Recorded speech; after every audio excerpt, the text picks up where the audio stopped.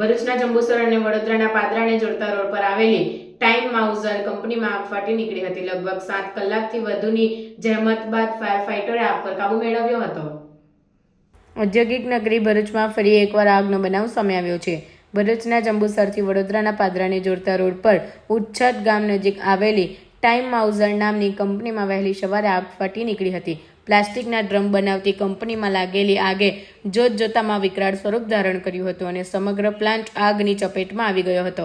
આ અંગેની જાણ થતાની સાથે જ વડોદરા, ભરૂચ અને જંબુસરના ફાયર ફાઇટરો ઘટના સ્થળે દોડી આવ્યા હતા અને આગ ઉપર કાબુ મેળવવાના પ્રયત્નો શરૂ કર્યા હતા.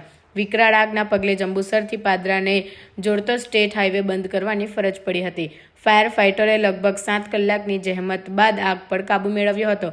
બનાવની જાણ થતાની સાથે જ ફાયર સેફટી એન્ડ હેલ્થ વિભાગ, વહીવટીતંત્ર તેમજ પોલીસના ઉચ્ચ અધિકારીઓ ઘટના સ્થળે પહોંચી ગયા હતા. બનાવમાં કોઈ જાનહાનિ થઈ ન હતી. અત્રે ઉલ્લેખનીય છે કે ભરૂચ જિલ્લામાં આગ લાગવાના વારંવાર બનાવો બને છે, ત્યારે ફાયર સેફટી અંગે તંત્ર દ્વારા કડક પગલાં ભરવામાં આવે તેવી માંગ ઉઠી છે.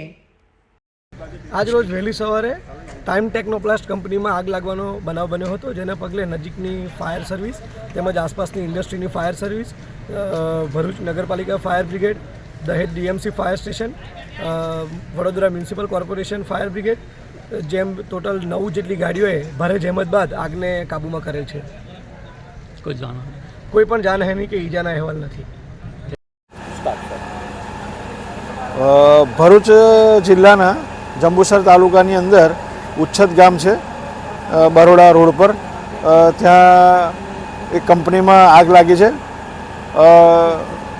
લગભગ 3:30 થી 3:45ના ગાળામાં આગ લાગી હતી અને બેરલ બનાવવાની કંપની છે.